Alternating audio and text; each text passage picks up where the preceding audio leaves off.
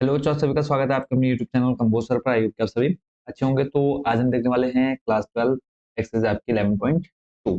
11.1 का हमने complete solution देखा प्रीवियस वीडियो में। जिन बच्चों ने प्रीवियस वीडियो, लिंक आपको डिस्क्रिप्शन में मिल जाएगा या फिर ऊपर आप आई बटन पर जाकर के भी प्रीवियस वीडियो देख सकते हैं। हमने 11.1 का कंप्लीट सॉल्यूशन देखा। तो 11.2 स्टार्ट करने से पहले थोड़ा सा बेसिक कॉन्सेप्ट या फिर जो इंपॉर्टेंट फॉर्मुले हैं, सूत्र हैं, उनको हम यहाँ पर देखने वाले हैं।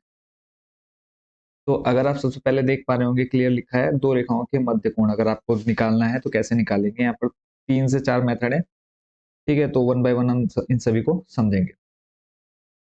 एग्जाम्पल के रूप में ले लिया, माना रेखाएं ओपी और ओ क्यू। अगर आप देख पा रहे होंगे इधर ओ पी और यहाँ से ओ क्यू, यानी ओपी से ओ क्यू की दिक कोसाइन आपको दे रखी है। क्वेश्चन में ध्यान रखना आपने, अगर आपको दिक कोसाइन दे रखी है, ठीक है, किस रूप में होगी वो, L1 M1 N1, ठीक है। यहाँ पे 5 4 3 कुछ भी संख्या के रूप में हो सकता है। ऐसे L2 M2 N2 है। ये दिन रेखाओं के बीच का कोण अगर आपको ज्ञात करना हो, ठीक है, बीच का कोण अगर आपको ज्ञात करना हो तो सिंपल सा फॉर्मूला देखो, cos थीटा लगा देंगे आप, L1 into L2 plus M1 into M2 plus N1 into into. पहला फॉर्मूला आपका ये हो गया। अब कई बच्चों को होता है कि सर cos ही क्यों ले रहे हैं, तो आप यहाँ पे देखो साइन भी ले सकते हैं। साइन के लिए आपको थोड़ा सा फॉर्मूला है कि बोल सकते हैं cos के अगर हम कंपेयर करें, कंपेरिजन, तो साइन का थोड़ा सा फॉर्मूला जो है वो लेंथी है, तो हम इसलिए ज्यादातर cos के साथ चलते हैं। क्लियर है। अगर आपको दिक कोसाइन दे रखी हैं, बीच का कोण निकालना है, तो आपको फॉर्मूला सिंपल लगा देना है cos थीटा करके। अच्छे से याद कर लेना इसको आप। सेकंड नंबर पे चलते हैं। अब आपको दिक कोसाइन ना दे करके आपको बिंदु दे दिए गए हों, जैसे आप यहाँ पे देख पा रहे हैं A1 B1 C1 A2 B2 C2 है, तो इन रेखाओं के दिक अनुपात, ठीक है, आपने दिक अनुपात देख लेना है। वो मैं आपको पिछली एक्सरसाइज में बता चुका हूँ कैसे निकालना है। x2 minus x1, y2 minus y1, z2 minus z1, इससे आप दिक अनुपात निकाल सकते हैं। क्लियर हो गया। और OP और OQ के बीच का कोण थीटा हो। क्लियर हो गया।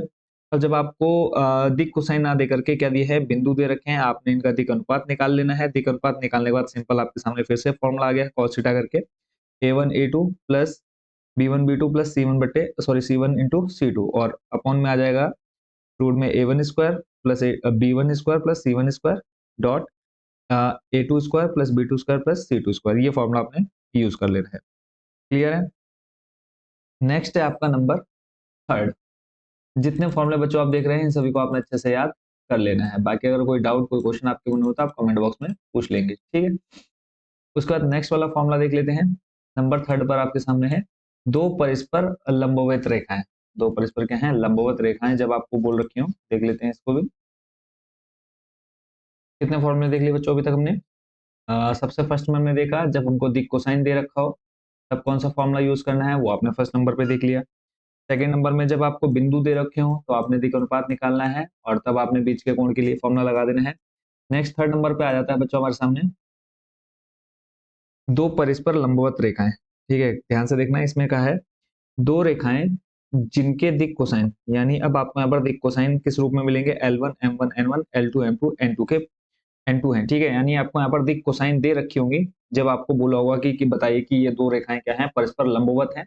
तब अगर आपको दिक् कोसाइन दे रखी है, ठीक है, तब आपने जो फॉर्मूला यूज करना है वो है L1 L2 plus M1 M2 plus N1 N2 equal to 0। यानी अगर इनका मल्टीप्लाई, ठीक है, L1 L2 plus M1 M2 plus N1 N2, इनका मल्टीप्लाई अगर 0 आ रहा है, तब आप इसको क्या बोलेंगे, तब आप इसको परस्पर लंबवत बोलेंगे, अगर इक्वल टू क्या आ रहा है, 0। ठीक है। या फिर आपको बिंदु दे रखे हो, ठीक है, अगर आपको बिंदु दे रखे हैं तब तो आप क्या करेंगे, दिक् अनुपात निकाल लेंगे, A1 A2 देखेंगे प्लस B1 B2 देखेंगे प्लस C1 C2 देखेंगे, और अगर वो 0 आ रहा है तो आप तब बोलेंगे क्या है, ये परस्पर लंबवत है। क्लियर है माइंड में। अगर आपको दिक् कोसाइन दे रखी हैं तब तो आपने इसको देख लेना है, और अगर आपको दिक् कोसाइन नहीं दे रखी है, दिक् अनुपात निकाल करके इसको चेक कर लेना है, ठीक है। अगर 0 आ रहा है तो आप बोलेंगे क्या है, ये परस्पर लंबवत है। क्लियर हो गया।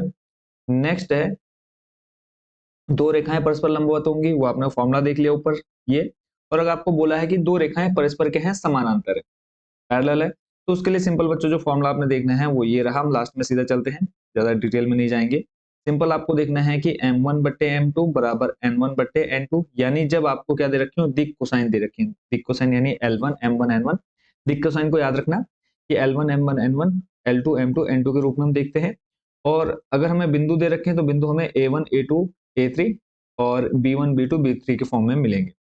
ठीक है, तो जब हमें दिक कोसाइन दे रखे हैं और समांतर दिखाना है तो परस्पर समांतर कब होंगे, जब थीटा बराबर क्या हो 0, यानी सिंपल हमको देखना है कि m1/m2 बराबर हो n1/n2 और n1/n2 बराबर क्या हो l1/l2, यानी हम बोल सकते हैं कि तीनों क्या होंगे, परस्पर बराबर होंगे। ठीक है, कहने का मतलब है यहाँ पे आप देख सकते हैं जब तीनों इस फॉर्म में आ जाएंगे यानी तीनों का मान क्या होगा, बराबर हो जाएगा, तब आप बोलेंगे क्या कि ये परस्पर क्या है, समानांतर है।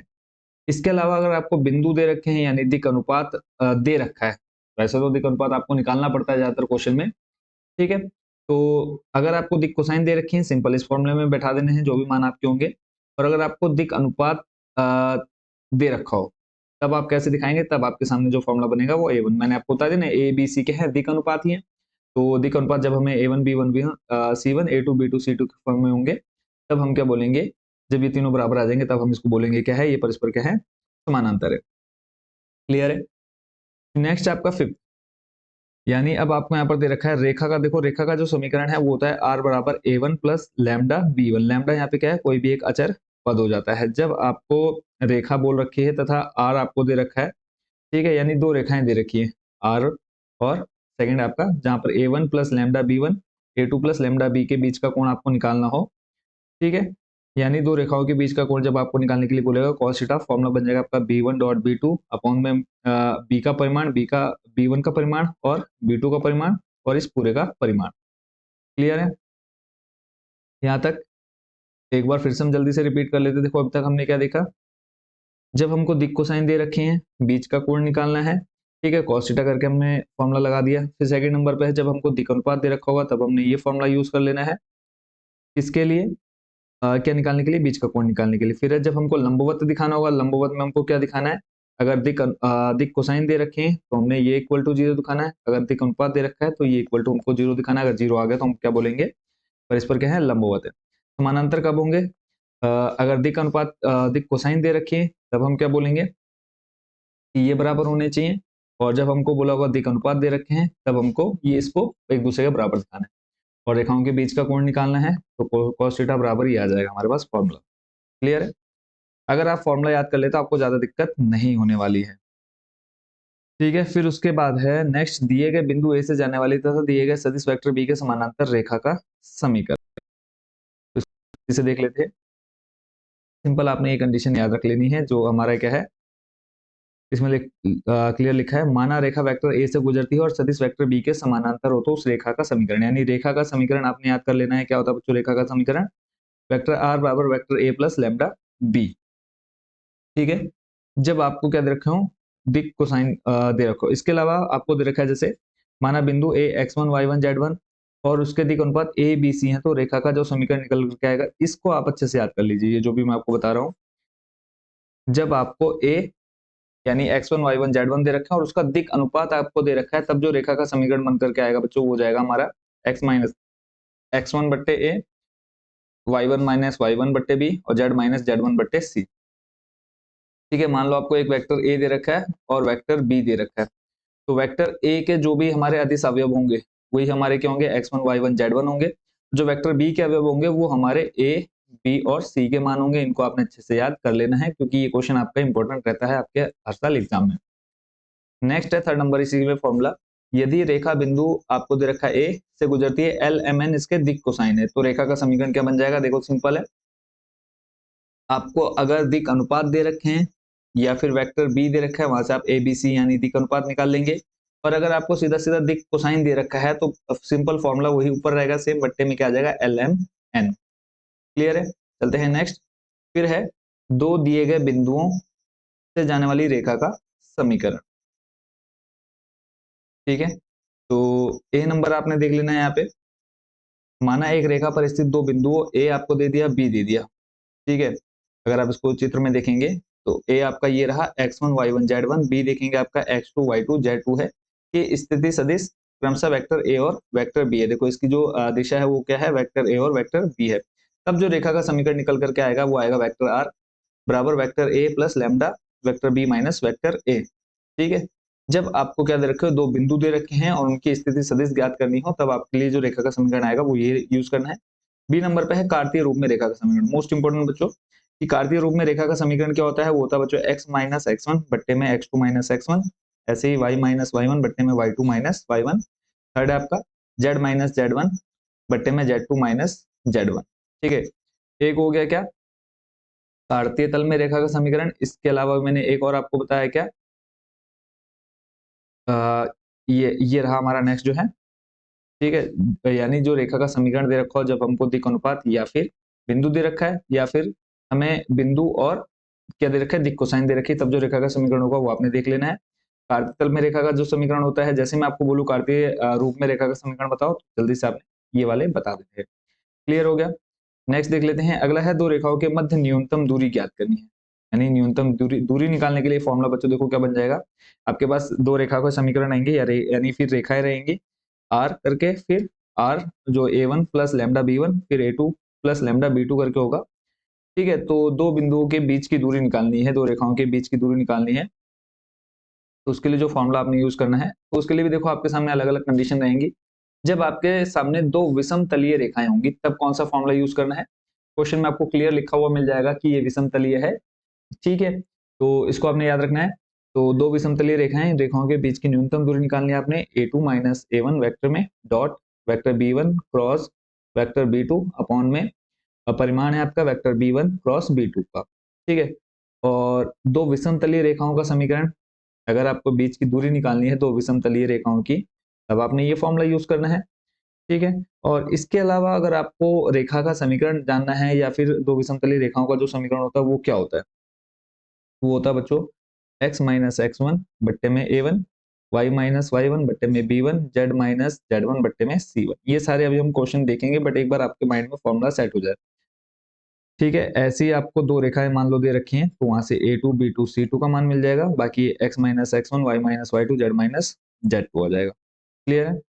फिर है न्यूनतम दूरी निकालनी है। ठीक है, न्यूनतम दूरी निकालने के लिए फॉर्मूला आप देख सकते हैं यहाँ पे x2 minus x1, y2 minus y1, z2 minus z1। Easily हम क्वेश्चन में देख पाएंगे a1 b1 c1 बट्टे में a2 b2 c2, और पूरे के बट्टे में आ जाएगा रूट में क्या, इन सबका स्क्वायर b1 c2। इसको आपने देख लेना फॉर्मूला। ठीक है, यानी न्यूनतम दूरी निकालनी है एस डी करके लिख सकते हैं हम। तो फॉर्मूला आप यहाँ पे इसको देख लीजिएगा, याद कर लेंगे आप इसको। नेक्स्ट है, यदि रेखाएं क्या है प्रतिच्छेद कर रही है एक दूसरे को, तब आपका जो फॉर्मूला उसको हम बोलते हैं a2 minus a1 vector dot b1 cross b2 vector. अगर जीरो आ रहा है तब हम बोलेंगे क्या है, ये रेखाएं एक दूसरे को प्रतिच्छेदन कर रही है। अदरवाइज आप दूसरा फॉर्मूला यूज करना चाहते हैं, दूसरा अगर मान लो आपको डायरेक्ट a1 b1 नहीं दे रखे हैं, तब आपने ये फॉर्मूला यूज कर लेना है। ठीक है, और इस फॉर्मूले का यूज करके आप सिंपल बता सकते हैं कि ये क्या है, एक दूसरे को प्रतिच्छेद कर रही है या नहीं कर रही है। उसके बाद नेक्स्ट जो फॉर्मूला है वो है समांतर रेखाओं के बीच की दूरी ज्ञात करने के लिए। ठीक है, समानांतर रेखाएं आपने देख ली, वेक्टर r बराबर a1 plus lambda vector b, r बराबर आ जाएगा a2 plus lambda vector b। ठीक है, तो इनके बीच की दूरी यानी d बराबर निकालना है, तो इसके लिए आपने जो फॉर्मूला देखना है वो सामने है आपके, vector b cross a2 minus a1। ठीक है, वेक्टर में अपॉन में b का परिमाण, और इस पूरे का आ जाएगा क्या, परिमाण, या फिर आप इसको बोल सकते हैं मॉड। ठीक है, तो इतने फॉर्मूले आपने अच्छे से देख लेने हैं। अगर आप ये फॉर्मूले याद कर लेते तो इस पूरे एक्सरसाइज में आपको कहीं भी कोई दिक्कत नहीं होने वाली है। ठीक है, अगर आपके मन में कोई डाउट, कोई क्वेश्चन अगर आपके मन में हो तो आप इजीली कमेंट बॉक्स में पूछ लेंगे। तो अब करते हैं बच्चों हम क्वेश्चन स्टार्ट। ठीक है, बाकी अगर कोई डाउट कुछ भी आप पूछना चाहे, आप चाहे तो इन क्वेश्चन इन फॉर्मुलेस को पहले आप नोट कर लीजिए। ठीक है, अच्छे से नोट कर लेंगे, आप इनको अच्छे से लिख लेंगे, फिर उसके बाद हम इसका सॉल्यूशन देखते हैं। ठीक है, तो आई होप बच्चों इनको आप याद कर लेंगे। तो देखो, अगर मैं फर्स्ट क्वेश्चन पर आपको लेके चलो, फर्स्ट क्वेश्चन आपके सामने है, दर्शाइए कि दिक् कोसाइन। अब देखो यहाँ पे आपको दिक् कोसाइन मिल गई है, बोला है वाली तीन रेखाएं परस्पर लंबवत है। अभी मैंने आपको फॉर्मूला दिखाया, अब दिक् कोसाइन दे रखी है और हमको लंबवत दिखाना है। तो अब बताओ इनमें से कौन सा फॉर्मूला अगर हम यूज करना चाहे तो कौन सा कर सकते हैं। दिक् कोसाइन दी है और परस्पर लंबवत दिखाना है। ठीक है, तो यहाँ पे आप देख सकते हैं, अगर हम इस फॉर्मूले की बात करें, देखो दो रेखाएं जिनके दिक् कोसाइन दे रखे हैं परस्पर लंबवत होंगी, कब, जब L1 L2 plus M1 M2 plus N1 N2 बराबर क्या होगा, 0 होगा। अगर हमको दिक् अनुपात दे रखा होता तब हम ये करते हैं, बट हमें क्या दे रखी है, दिक् कोसाइन दे रखी है। क्वेश्चन पे वापस लेके चलता हूँ। ठीक है, तो अब यहाँ पे देखो, ये हो जाएगा आपका, पहले हम इन दो, ये फर्स्ट और ये सेकंड, इन दोनों को लेंगे, फिर सेकंड और थर्ड को लेंगे, फिर फर्स्ट और थर्ड को लेंगे। ठीक है, अगर तीनों क्या है बराबर जीरो आ रहे हैं तब हम इनको क्या बोलेंगे, ये क्या है परस्पर लंबवत हैं। क्लियर है। ऐसे अगर मैं आपको सेकंड पर लेके चलूं, सेकंड में आपको बोल रखा है, देखो कहा है दर्शाई कि बिंदु एक माइनस एक दो तीन चार दो बिंदु दे रखे। अब यहाँ पे देखो आपको बिंदु दे रखे, ठीक है, वाली रेखा बिंदु इतने इतने से जाने वाली रेखा पर लंब है। जब आपको बिंदु दे रखे हैं परस्पर लंबवत बताना है तो पहले आप क्या निकालेंगे, यहाँ पे दिक अनुपात निकालेंगे, यानी इन दोनों का दिक अनुपात निकल जाएगा, फिर इसका और इसका दिक अनुपात निकल जाएगा, फिर आप क्या करेंगे A1 into A2 plus B1 B2 plus C1 C2 बराबर क्या दिखाएंगे, जीरो। अगर जीरो आ जाएगा अब इसको क्या बोलेंगे कि ये क्या है परस्पर लंबवत। देखो अगर आपने फॉर्मूले याद कर लिए तो आपको ज्यादा दिक्कत नहीं होने वाली है इस पूरी एक्सरसाइज में। क्लियर है। तो करते हैं क्वेश्चन नंबर फर्स्ट से सॉल्यूशन स्टार्ट। तो इन फॉर्मूलेस को आप अच्छे से याद कर लेंगे या फिर लिख लेंगे पहले आप अच्छे से, ताकि किसी भी क्वेश्चन में आपको कोई भी प्रॉब्लम ना आए। फर्स्ट नंबर आपके सामने है बच्चों, सिंपल। अब बताओ आप हम इसमें क्या करेंगे, सबसे पहले फॉर्मूला आपने देख लिया है तो पहला काम लिख लेते हैं, कंडीशन लिख देते हैं या शर्त लिख देते हैं कि कब लंबवत होंगे। तो लिखेंगे रेखाएं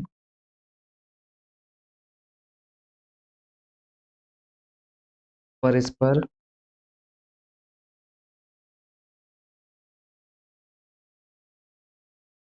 लंबवत होंगी जब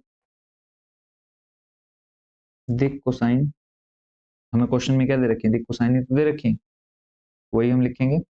जब दिक cosine L1 L2 plus M1 M2 plus N1 N2 क्या होंगे, इक्वल टू जीरो। यही कंडीशन है।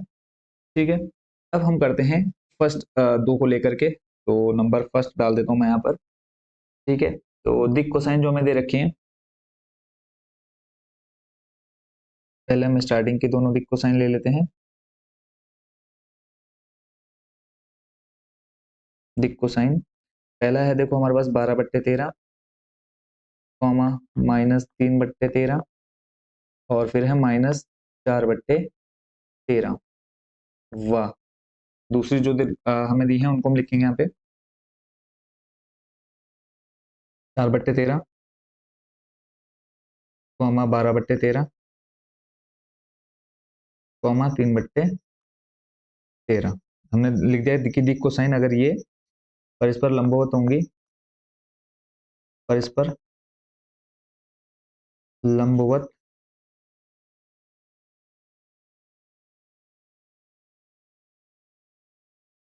परस्पर लंबवत होंगी जब, अब यहाँ पे हम ये फॉर्मूला उठा करके ले आते हैं और इस फॉर्मूले में सिंपल इनका मान रख देंगे। क्लियर है। तो अब देखो ये L1 और ये बन जाएगा हमारा L2। ठीक है। और फिर उसके बाद M1 M2 N1 N2। Clear है, यहाँ तक कोई दिक्कत नहीं। तो सिंपल इसमें अब देख लेते हैं,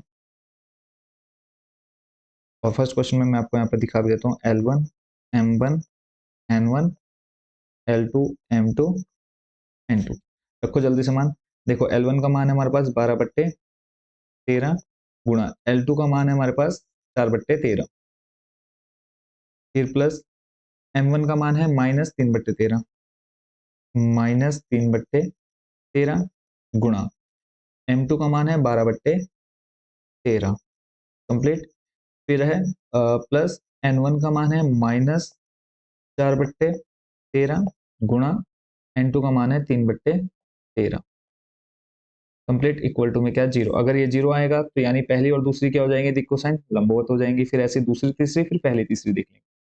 तो 12 गुणा 4 करेंगे, 12 चौको कितना हो जाएगा 36 या फिर 48, ये आ जाएगा आपका 48। 13 गुणा 13 करेंगे, इसका स्क्वायर होता है 169।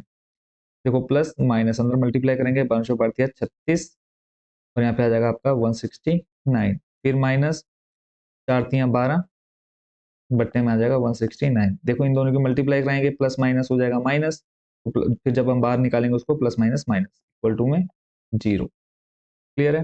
देखो 36 और ये 12 दोनों कैसे हैं नेगेटिव में, तो दोनों ऐड हो जाएंगे, 36 - 12 ऐड करेंगे हो जाएगा 48।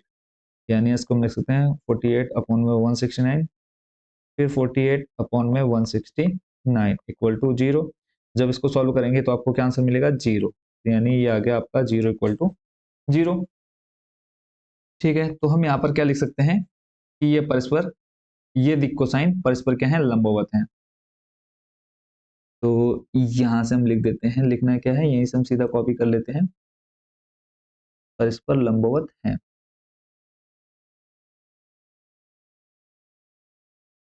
क्लियर है, दिक् कोसाइन ये परस्पर क्या है, लंबवत है। फर्स्ट हमने दिखा दिया है क्या है, लंबवत। ठीक है, अब हम चलते हैं नंबर सेकंड पर, यानी दूसरा और तीसरा। यहाँ से हम क्वेश्चन को नीचे शिफ्ट कर देते हैं, बाद में ऊपर रखेंगे। ठीक है, आपको ये पता होना चाहिए कि लंबवत कब होंगे। ठीक है, और फिर उसका मान रखेंगे। नेक्स्ट हम देखते हैं सेकंड और थर्ड। तो यहाँ पे मैं नंबर डाल देता हूँ सेकंड। अब सेम लिखेंगे कि दिक् कोसाइन, दिक् कोसाइन। अब कौन कौन से आ जाएंगे यहाँ पे, देखो 4/13, 12/13, 3/13, व 3/13, माइनस 4/13, 12/13 परस्पर लंबवत होंगी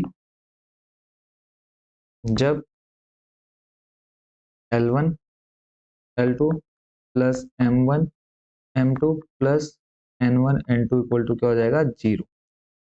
अब ये तो बताने की जरूरत नहीं है L1 कौन है L2 कौन है इसमें, तो सीधा मान रखेंगे 4/13 गुणा L2 आ जाएगा यहाँ से 3/13 प्लस फिर 12/13 गुणा माइनस 4/13 प्लस फिर 3/13 गुणा 12/13 इक्वल टू 0।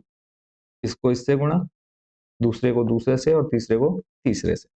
क्लियर है, तो नेक्स्ट अब इनकी मल्टीप्लाई करा देते, 4×3 = 12, बट्टे में आ जाएगा 169। फिर देखो प्लस का 12 है, माइनस का 4 कितना आ जाएगा, 5×4 = 36, 48, माइनस का 48 बट्टे में 169 प्लस 5×4 = 36 बट्टे में 169 इक्वल टू 0। देखो 48 माइनस का है, 36 और 12 जोड़ देंगे प्लस का है, तो 48/169 आ जाएगा। तो आंसर क्या आ जाएगा, ये 0। ठीक है, यहाँ पे हम इनको कॉपी करके लिख देते हैं कि ये क्या है, परस्पर लंबवत है। क्यों, क्योंकि हमने इसको क्या दिखा दिया, 0 दिखा दिया। दिक् कोसाइन ये क्या है, परस्पर लंबवत। खत्म सेकंड। अब इसका थर्ड पार्ट भी देख लेते हैं।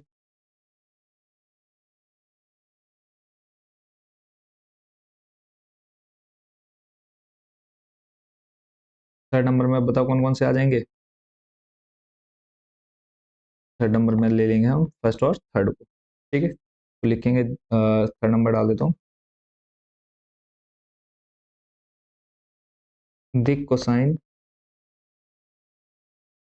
कौन कौन सी, 12/13, -3/13 और -4/13। दूसरी है हमारे पास वह, पहली और तीसरी लेनी है ना, तो 3/13, -4/13 और 12/13 परस्पर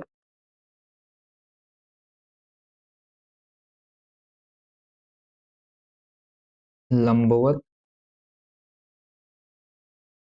होंगी जब L1 L2 सेम फॉर्मूला आ जाएगा। हम यहाँ A1 A2 क्यों नहीं ले रहे हैं, क्योंकि हमें दिक् अनुपात नहीं दिए। क्या दे रखा है, दिक् कोसाइन दे रखे हैं। इस चीज का ध्यान रखना है।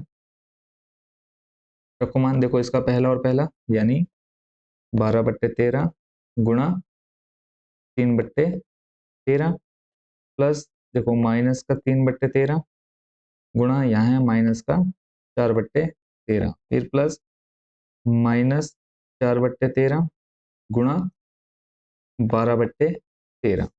देखो 12×3 = 36 बट्टे में आ जाएगा कितना 169, माइनस का 3 माइनस का 4 गुणा में है तो माइनस माइनस हो जाएगा प्लस, 4 तियां 12, फिर देखो माइनस का 4 गुणा 12 तो माइनस प्लस हो जाएगा माइनस 12 चौको 48 बट्टे में 169। इसको जब आप सॉल्व करेंगे आंसर क्या आएगा 0, क्यों, क्योंकि देखो 12 प्लस और 36 प्लस दोनों ऐड हो जाएंगे, -48 है तो सॉल्व करके 0 आ जाएगा। तो फिर से हम इस लाइन को यहाँ से रिपीट करेंगे।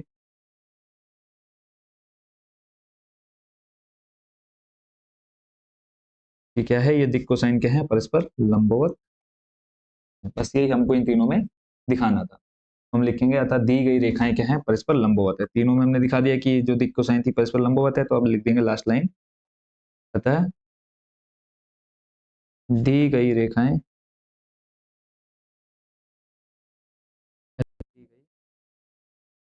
रेखाएं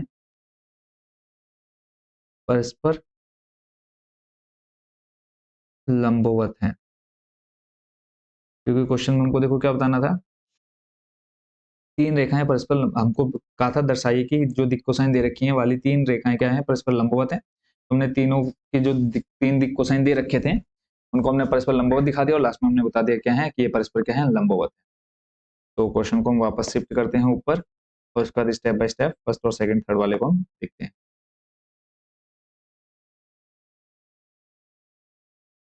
अगर आपको ये क्वेश्चन अच्छे से समझ में आ गया है तो फटाफट कमेंट बॉक्स में बताइए, और जिन बच्चों ने तक चैनल को सब्सक्राइब नहीं किया जरूर चैनल को सब्सक्राइब कर लीजिएगा, ताकि जो भी हम लेटेस्ट वीडियो आपके लिए लेकर के आते हैं वो आप अच्छे से समझ पाए। फर्स्ट नंबर देखो आपके सामने रहा, ठीक है, इसको आप चाहे नोट करना चाहें कर सकते हैं, स्क्रीनशॉट ले लीजिए। उसके बाद फिर नेक्स्ट हमने यहाँ पर सेकंड नंबर देख लिया, उसके बाद नेक्स्ट और लास्ट थर्ड नंबर, ठीक है। फर्स्ट चलते हैं नेक्स्ट अब क्वेश्चन नंबर सेकंड पर। क्वेश्चन नंबर सेकंड बच्चों आपके सामने है, इसमें हमसे कहा है कि दर्शाइए कि बिंदु से होकर जाने वाली रेखाएं बिंदु इतने इतने से जाने वाली रेखा पर क्या है, लंब है। ठीक है, जब लंब हमको दिखाना है तो लंब दिखाने के लिए सिंपल हमको a1 a2 plus b1 b2 plus c1 c2, अगर आपको याद हो स्टार्टिंग में फॉर्मूला मैंने आपको दिखाया कि जब हमको बिंदु दे रखे हैं तब हम क्या निकालेंगे, पहले दिक् अनुपात निकालेंगे, दिक् अनुपात निकालने के बाद फिर हम उसको क्या रखेंगे, दिक् अनुपात इक्वल टू क्या आना चाहिए, 0 आना चाहिए। अगर 0 है तो परस्पर क्या बोलेंगे, हम लंबवत होंगे। ठीक है, तो लिख लेते हैं, इनको हम ए मान लेते हैं, माना बिंदु ए आपको दे दिया है 1 -1 और 2, बी आपका आ जाएगा यहाँ पर 3 4 -2। यहाँ पे हम लिखेंगे ए बी के दिक् अनुपात, ए बी के दिक्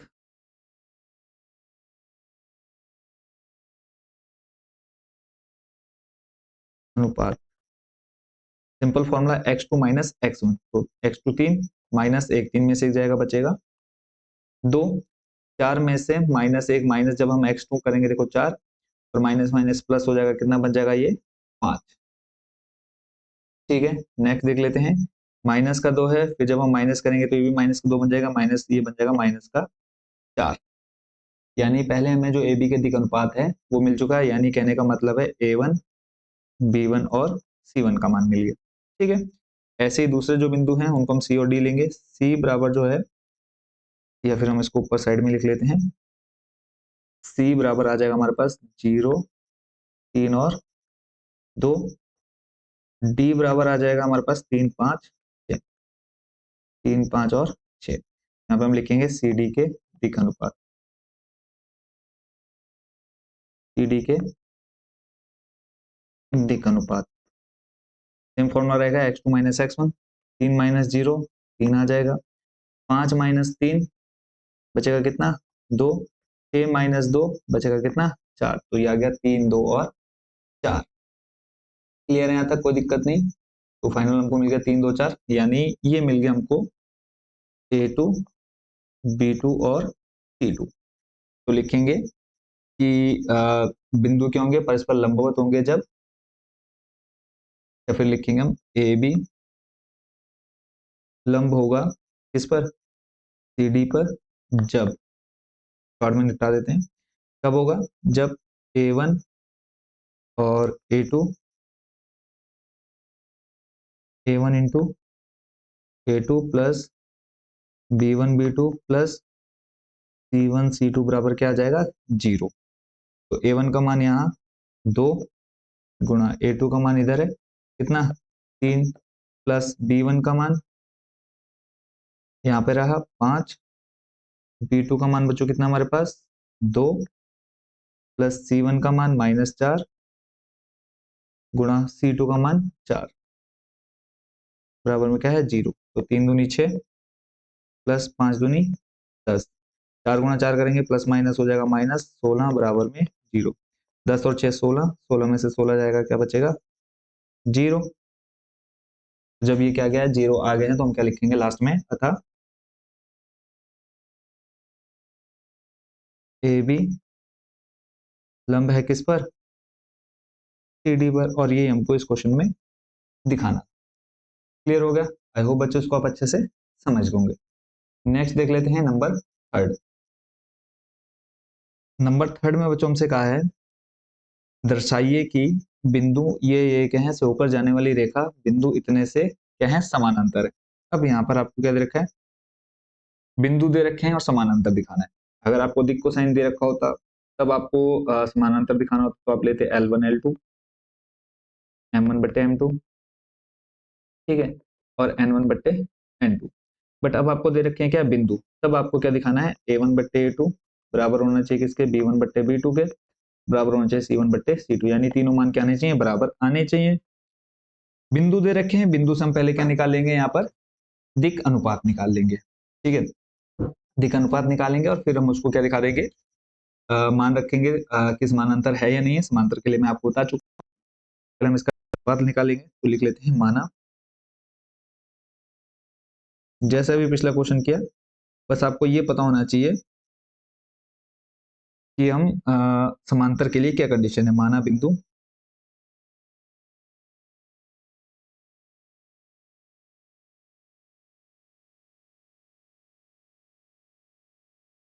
माना बिंदु ए ले लिया हमने, 4 7 और 8, बी आ जाएगा हमारे पास 2 3 और 4, तो लिखेंगे ए बी के दिक् अनुपात। जब बिंदु दिए हैं तो सिंपल माइंड में रखो कि दिक् अनुपात निकालना ही निकालना है, ए बी के दिक् अनुपात। और अभी हमने थोड़ी देर पहले निकाला, x2 माइनस x1, 2 माइनस 4 बचेगा कितना, -2, 3 माइनस 7 बचेगा -4, ठीक है, फिर 4 माइनस 8 तो बचेगा माइनस का 4। क्लियर है, पहला आ गया हमारे पास 2 -2 -4 ऐसे हम निकाल लेते हैं सी और डी के। तो सी हमें नीचे दे रखा है कितना, -1 -2 और 1, डी दिया है 1 2 5, 1 2 और 5, लिखेंगे सी डी के दिक् अनुपात,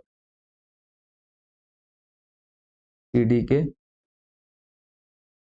दिक् अनुपात x2 माइनस x1। देखो एक माइनस, और जब हम माइनस करेंगे, देखो बीच में माइनस आएगा ना सबके, तो माइनस माइनस बच्चों आपका क्या बन जाएगा, प्लस।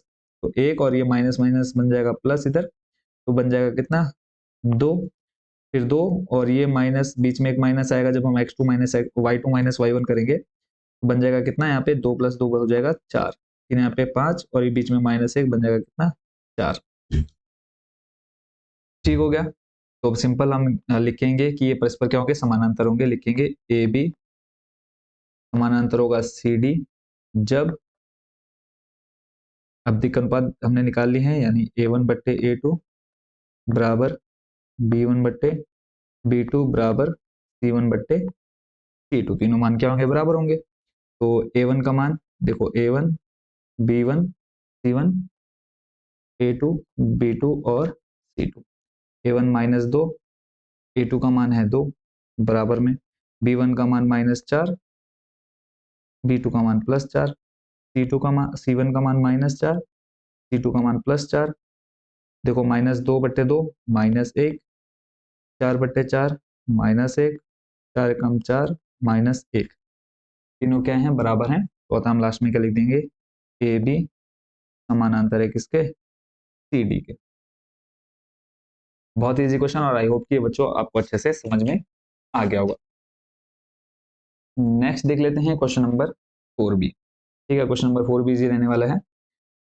तो नेक्स्ट हमारा, इसमें हमसे कहा है बच्चों देखो कि बिंदु 1 2 3 से गुजरने वाली रेखा का समीकरण ज्ञात कीजिए जो सदिश हमको यहाँ पर 3i 2j और -2 के समानांतर। ठीक है, तो वेक्टर ए से गुजरने वाले सदिश वेक्टर बी के समानांतर रेखा का समीकरण हमको पहले पता होना चाहिए, तो लिखेंगे, और ये भी हमने थोड़ी देर पहले फॉर्मूले में देख लिया है। लिखेंगे बिंदु वेक्टर ए, ये हमें वेक्टर ए दिया है, वेक्टर ए से गुजरने वाले, वेक्टर ए से गुजरने वाले सदिश, गुजरने वाले सदिश वेक्टर बी के समानांतर,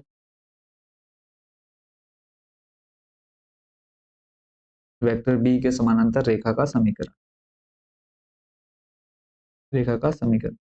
अगर किसी को याद है तो कमेंट बॉक्स में बताएंगे जल्दी से। रेखा का समीकरण क्या था बच्चों, वेक्टर आर बराबर में आ जाएगा vector A plus lambda vector B, और लैम्डा क्या है, अचर। ठीक है, एक अचर है, या फिर लिख सकते हैं अचर पद भी लिख सकते हैं। लैम्डा जहाँ क्या है, एक अचर पद है। ठीक है, तो लिखेंगे वेक्टर ए। ठीक है, तो ये हमें बिंदु दे रखे हैं, तो सिंपल हमें इसको क्या बनाना है, सदिश वेक्टर ए बनाना है। तो देखो 1 है तो ये बन जाएगा आई, ठीक है, प्लस 2 दे रखा है तो 2j, प्लस 3 दे रखा है तो ये बन जाएगा, ठीक है। ठीक है, नेक्स्ट बी हमें ऑलरेडी दे ही रखा है, तो यहाँ पे हम बी भी लिख लेते हैं। तो वेक्टर बी बराबर दे रखा है देखो 3i प्लस 2j कैप में और -2 के कैप। क्लियर हो गया। अब हमें सिंपल रेखा का समीकरण निकालना है, इसमें मान रख देना और हमको कुछ भी अलग से मेहनत नहीं करनी है। तो ये आ जाएगा देखो वेक्टर आर बराबर, वेक्टर ए का जो मान है वो हम रखेंगे फॉर्मूले में,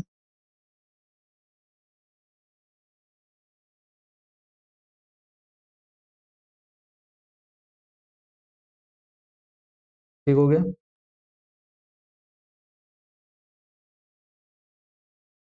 और यहाँ पे आ जाएगा प्लस लैम्डा, वेक्टर बी के जो मान है वो भी हम रख देंगे इधर। तो वेक्टर बी का जो मान है वो है 3i cap plus 2j cap -2 के कैप। हमसे सिर्फ रेखा का समीकरण पूछा था, तो बिंदु वेक्टर ए से गुजरने वाली सदिश वेक्टर बी के समानांतर रेखा का समीकरण हमसे पूछा है। तो इक्वेशन ये होती है, हमें सिर्फ यहाँ पर वेक्टर ए और प्लस लैम्डा वेक्टर बी का मान रखना था, और यही हमारा क्या हो गया, फाइनल आंसर हो गया। आई होप बच्चों इसको आप अच्छे से समझ होंगे। तो फिलहाल इस वीडियो में इतना ही, क्योंकि हमने बेसिक कॉन्सेप्ट समझ लिया, स्टार्टिंग के 4 क्वेश्चन देख लिए, बाकी के जो क्वेश्चन है उसको हम देखेंगे नेक्स्ट पार्ट। मिलते हैं नेक्स्ट वीडियो में, और जो भी वीडियो आएगी, नेक्स्ट वीडियो जो भी आएगी वो भी आपको डिस्क्रिप्शन में या ऊपर आई बटन पर देखने को मिल जाएगी। तो मिलते हैं नेक्स्ट वीडियो में। Thank you so much watching for this video.